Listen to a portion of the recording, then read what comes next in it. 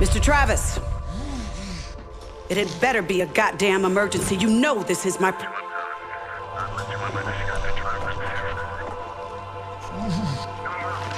I'd be honored, Mr. T. God bless you.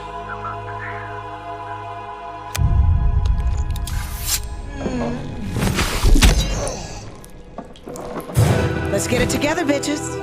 That was the man. It's not every day I get to kill me a legend.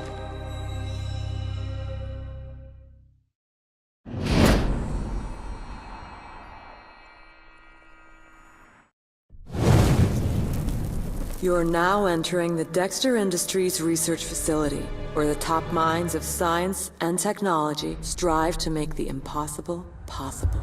Dexter Industries, where the magic happens.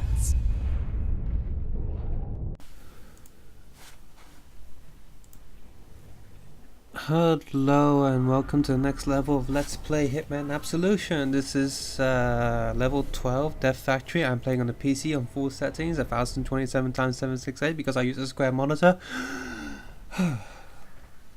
And if you have been following this video, if you haven't been following this video, please note that I record the game footage first, edit it back down, cut out all the mistake bits or failed attempts, and then edit it together, and then I'm recording it my voice now as I'm playing the game. So this is an interesting level. Well, it's reminiscent of one of the last levels in Hitman 1 where Agent 47 discovers his origin. Spoilers! Spoilers! Skip about 5 minutes or something. His origin's about being cloned and stuff, and you know, he's in this lab underneath the asylum, and this is like a lab underneath a factory. Scientific, of course.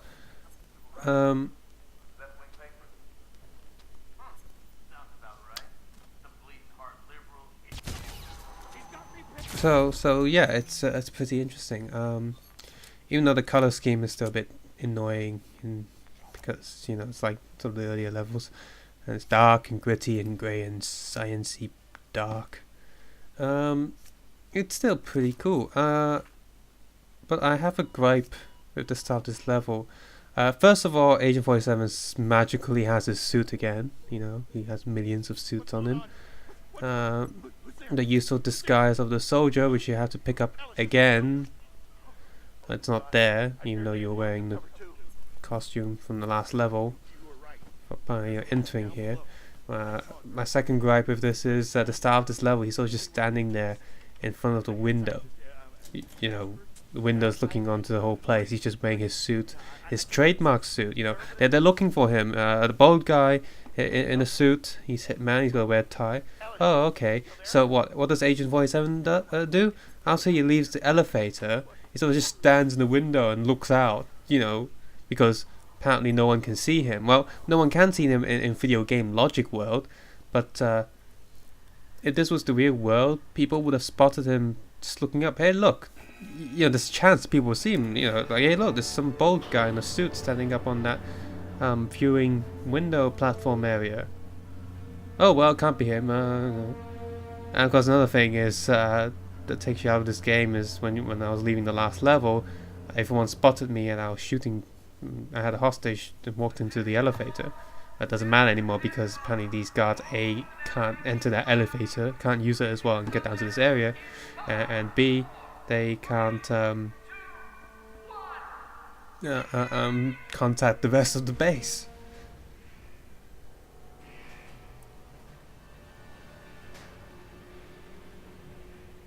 Oh, and this like sort of mad weirdness stuff again reminds me of Fallout.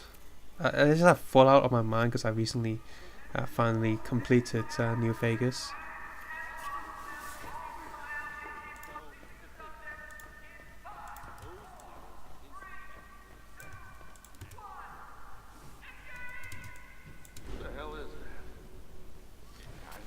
So, yeah.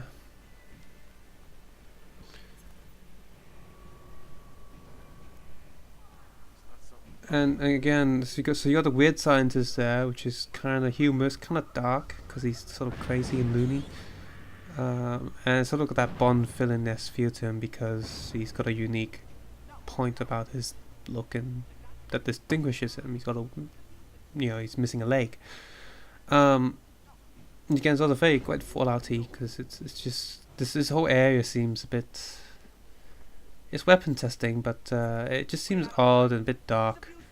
A bit creepy with all the wooden houses down there painted in an odd way.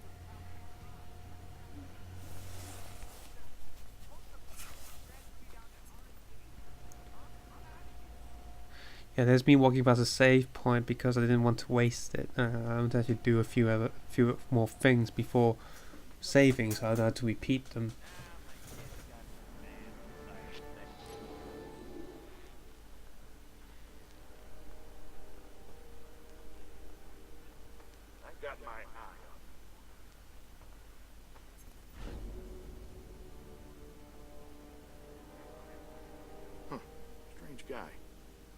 It's nothing to worry about. Yep, I was suspicious, but as soon as I look at the screen, I'm not suspicious. Game logic. One of those things with this game as well is like you can always be so close to your target, and yet you can't do a thing about it unless you want to expose yourself in a non-sexual way, of course.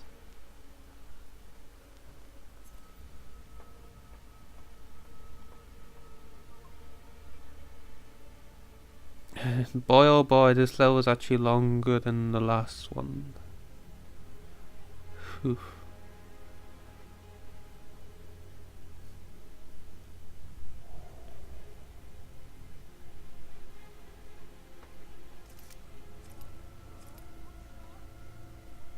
You gotta love this slight variant to the disguise.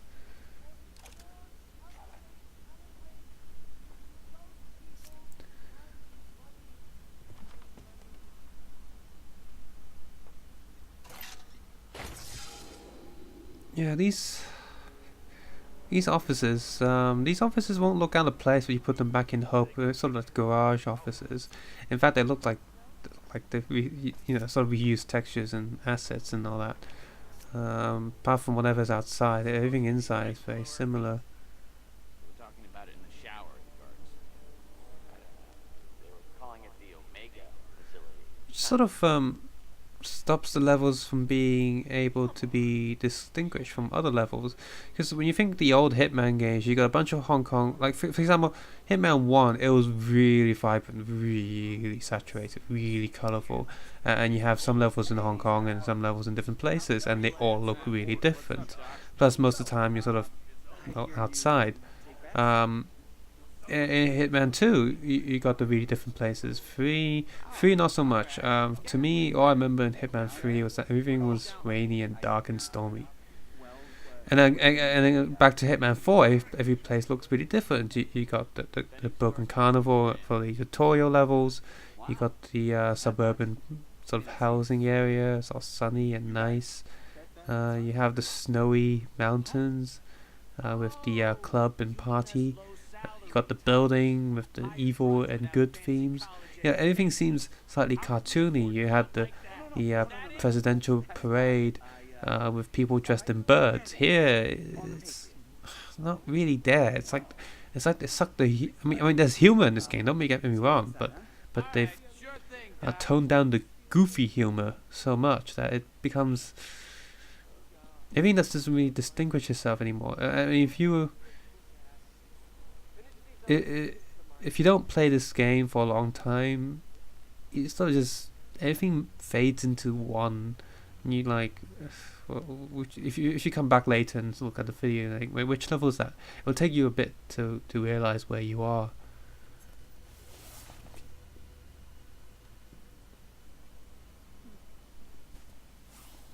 I mean, this game is still fun as hell, but Hitman 4 or 1 is still my favorite stuff, just for the sheer differences of all of them.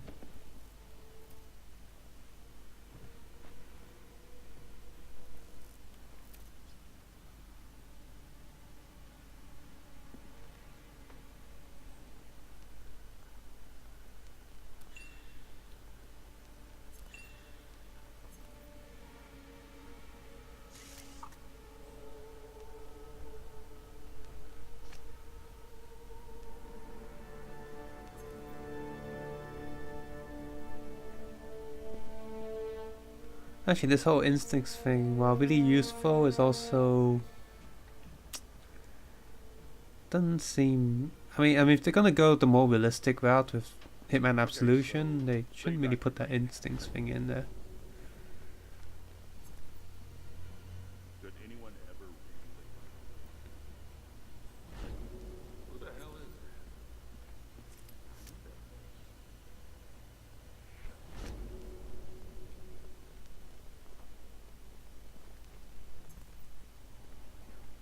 You know, I consider myself a pretty mellow guy. But that's not great.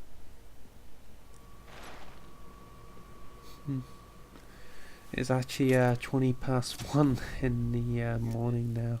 Steven got his security Um, clearance upgrade. Yeah, he's allowed into the And we're silo. about 40% through of this video, so oh right, okay. Now this bit actually gets a bit more fun because there's a shower place here. Not because it's a shower, but because you can turn on the valve, and the whole place gets steamy. And the thing about this one is only once does a guy come over to try and switch off the valve so the room clears up, and after you dispatch him, no one else bothers. It's like just stand there, keep taking a shower in complete fogginess.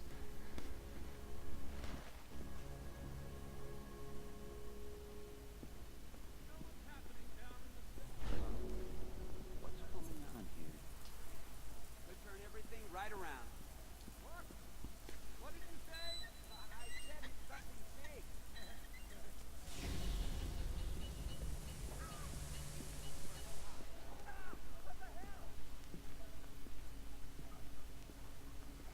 And yep, and right in the showers there's a hatch to dump bodies. In fact, there's 2 hatches, there's one on each side, which is excellent.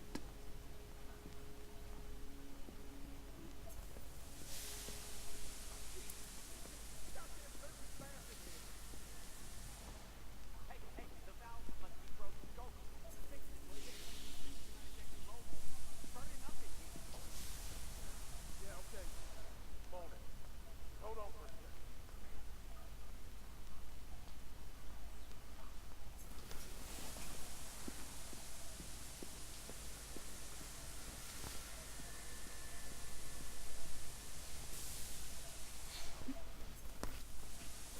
So yeah, while Agent 47 is walking around this steamed room for a while, it is going to be for a while because I'm just trying to dispatch people over and over again. I would just like to tell you about Lego Doom Mars and Bricks miniseries project. It is on Kickstarter right now. If you Google Lego Doom Kickstarter, you will see the project page. Also, you can see a preview video on Digger318 YouTube, my main YouTube page. So yeah, go check it out. It's a 5-episode miniseries, like the Lego Silent Hill miniseries that I did. But because this time based on the video game Doom, I'm trying to make it true to the game while making an entertaining visual experience, unlike the crappy Doom movie.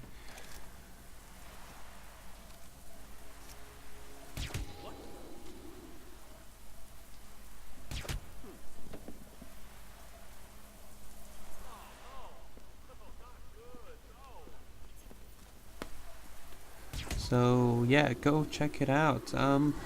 There's lots of references to video games in there, but not like, look, it's a video game movie, I'm gonna put it in there. No, not that kind of references.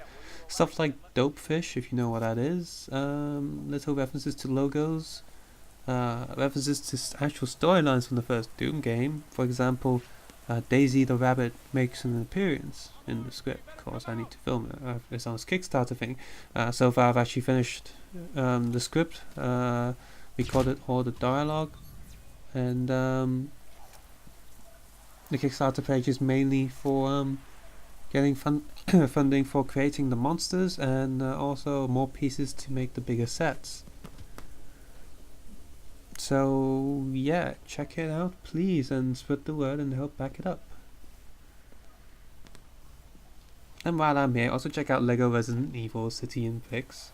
Silent Hill was Town in Bricks. I think he's getting the theme of the titles here.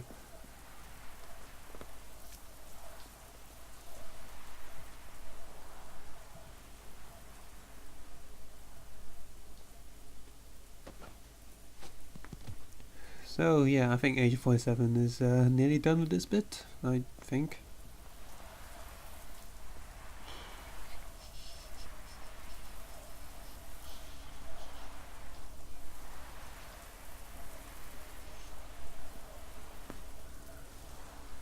Yeah, I'm just gonna skip the video here and carry on recording when he's done.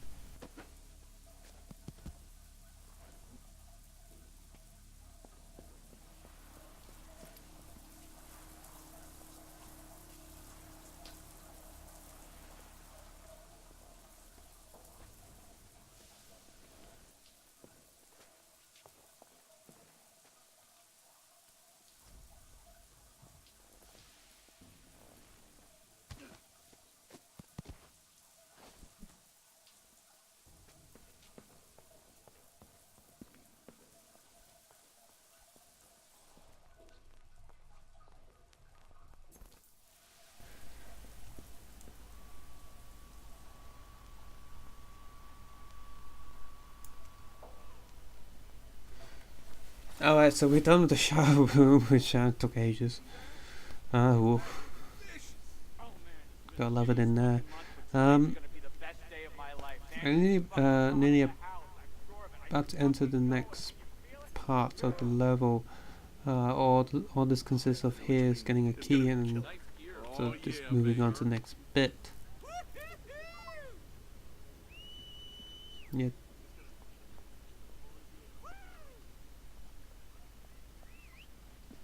God, there's a bloody scientist. He's in the toilet. Oh Christ, was he like having a big bloody dump or something? Maybe he was bleeding out of his penis.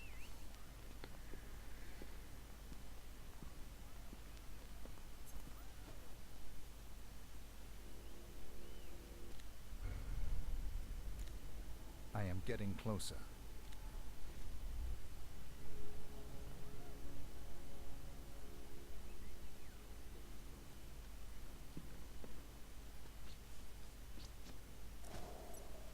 I can't imagine the humidity in this place. Can't be too good.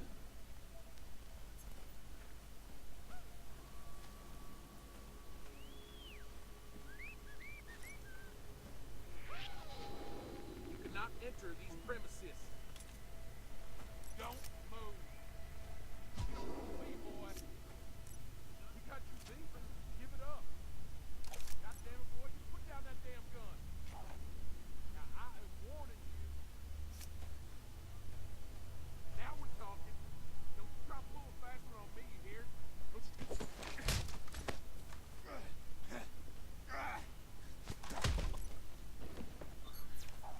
you... No, he walked through the door. What the hell?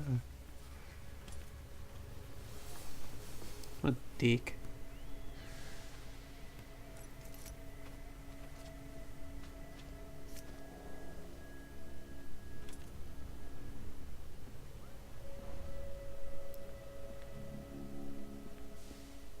Yeah, back to army uniform. That was a waste of time, I guess.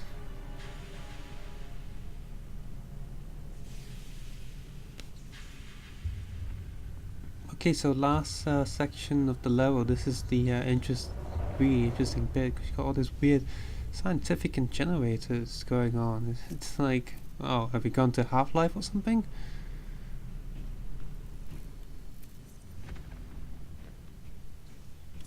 Still bitter over what Dr. Valentine said earlier? Look. So some of the attempts I tried here was to see if I can get away with sniping people on the sort of top levels, and maybe the people underneath won't notice, but Yeah, I saw him. it doesn't work. People see it, so. Mr. Dexter was here too. Yeah, yeah. Oh, and every attempt I killed a guy here on the phone because he's just isolated, and you know it's good to pick people off one by one, so as people get in the way. There's also quite a few interesting scientific experiments that are quite deadly if you chuck a body in there. So those are interesting to experiment on, you know, chucking bodies in there.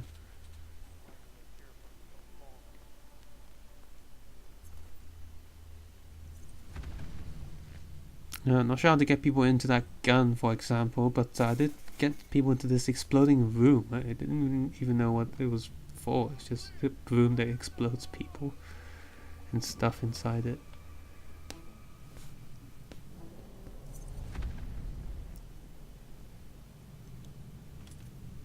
I want to think about this place. It's quite disorientating.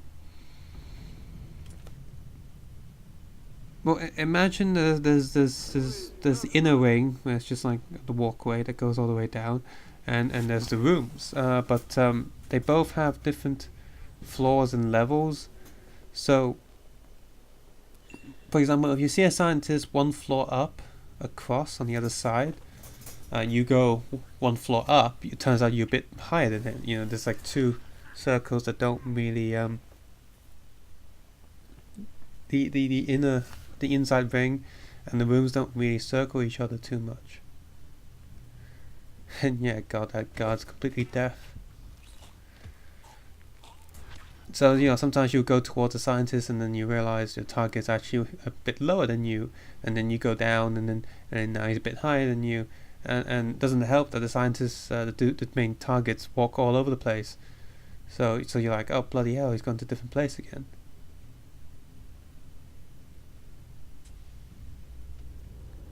Yeah, this is the glass box. If you chuck a body in there, and then later someone will be like, oh my god, there's a dead body. And then so a guard comes along and he runs inside the room to check on the dead body, and that's when you press the button.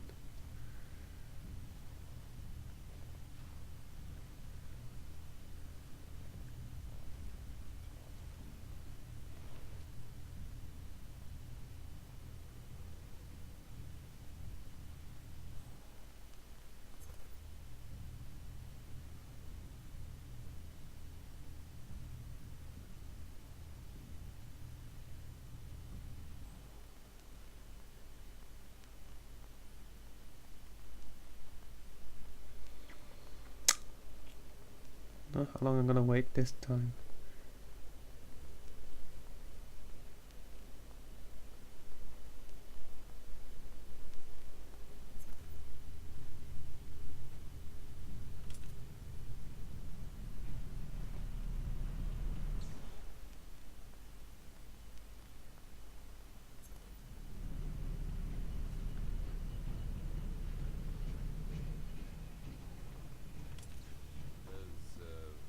Does management even know what we're doing?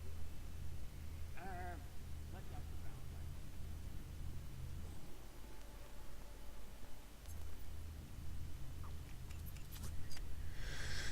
Valentine.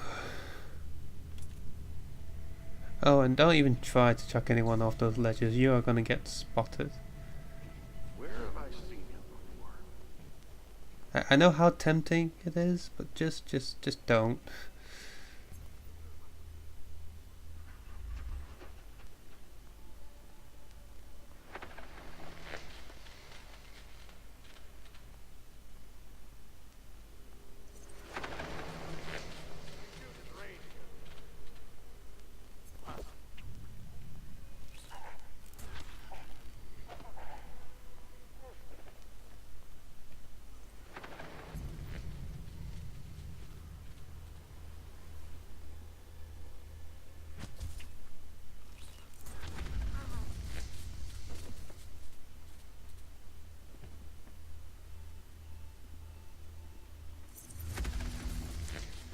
Yeah, just in case he like turns around and go, oh my god, there's a dead body.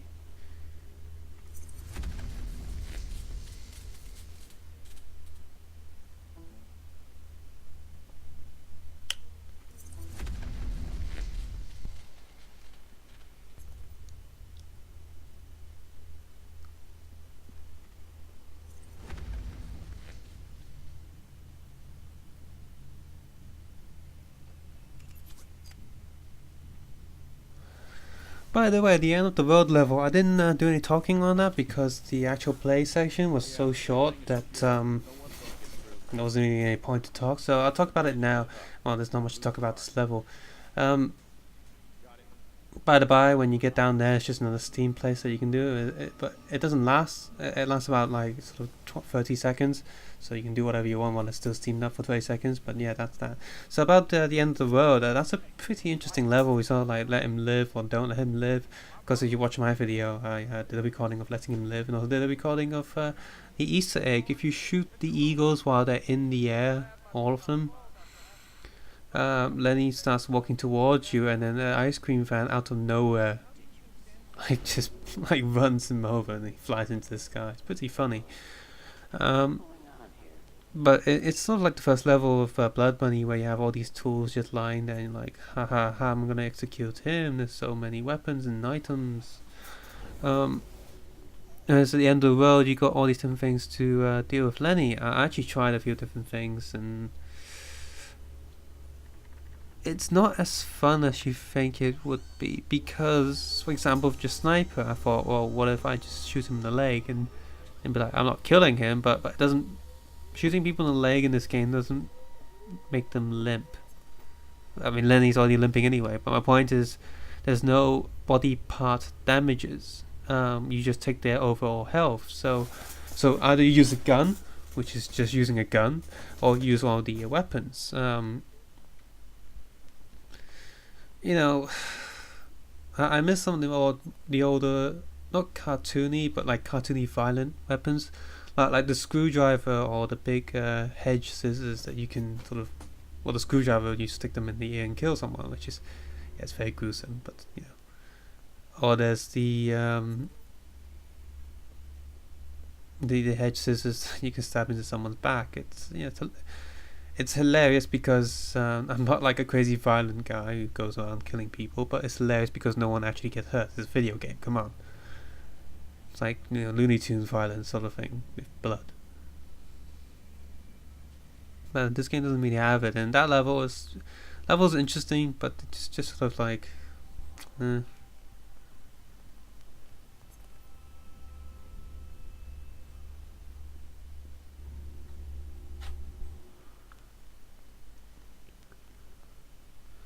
But you know, it was good to have a level like that to give the game some variety. A lot of games these days forget that. You know, you just sort of do the same thing over and over again. You know, even when playing a game, you gotta take a break, step back, and let the players do a little bit of something else. You can't all be like Call of Duty. Everything's just like shoot, shoot, shoot, run fast, pace, epic, epic, epic, epic. You just can't breathe. It's, you know, what's the point? He's barged in and took off with the girl. Said the lad might be compromised. Like, I mean, like, for example, Call of Duty, you can't play it for too long before getting sort of sick of it. Like, okay, I gotta stop now, I gotta do something else because this is far too much quote-unquote epicness. Whereas here, you got bits to calm down a little bit.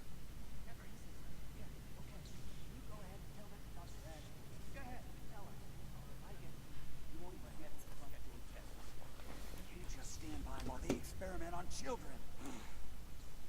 What do you think this is, huh?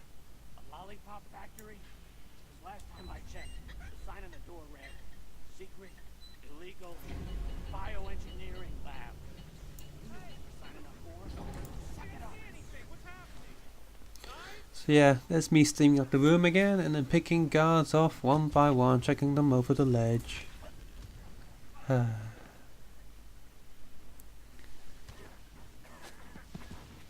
The thing about Hitman AIs is they never notice that there's this one there's fewer people around. It's just I guess he just left.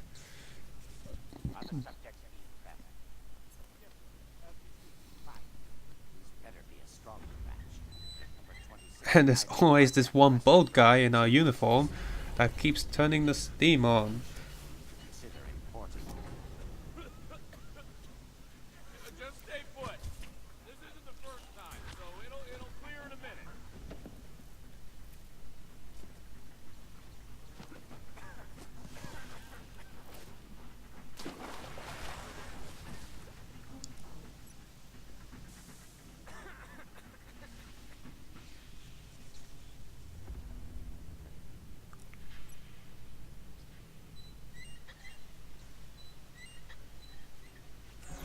Just trying to think. Did anyone think when Time Splitters first came out, well, Time Splitters 2, that Cortez just looked like Agent 47 with sci-fi glasses?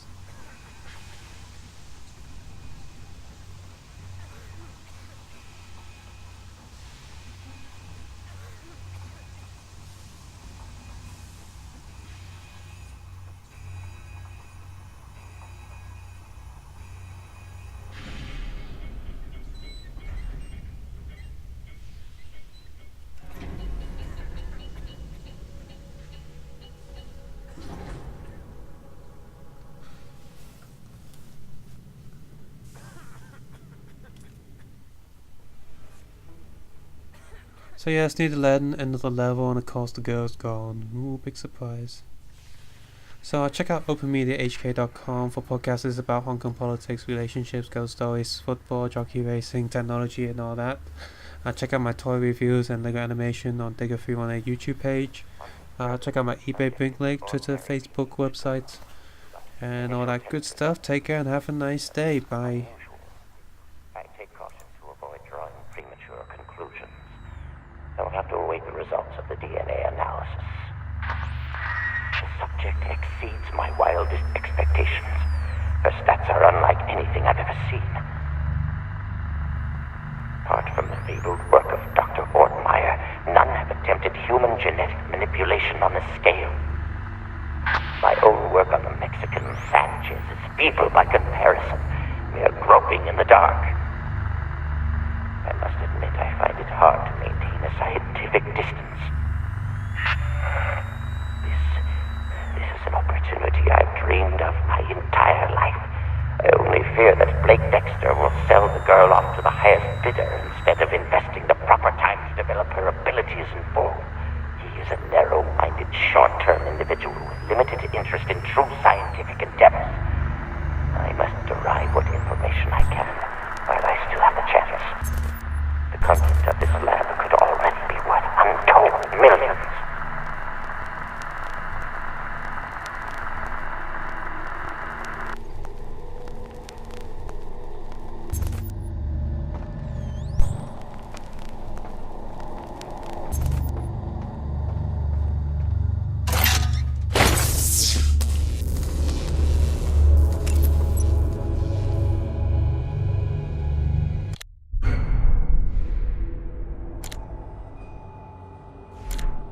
I am getting closer.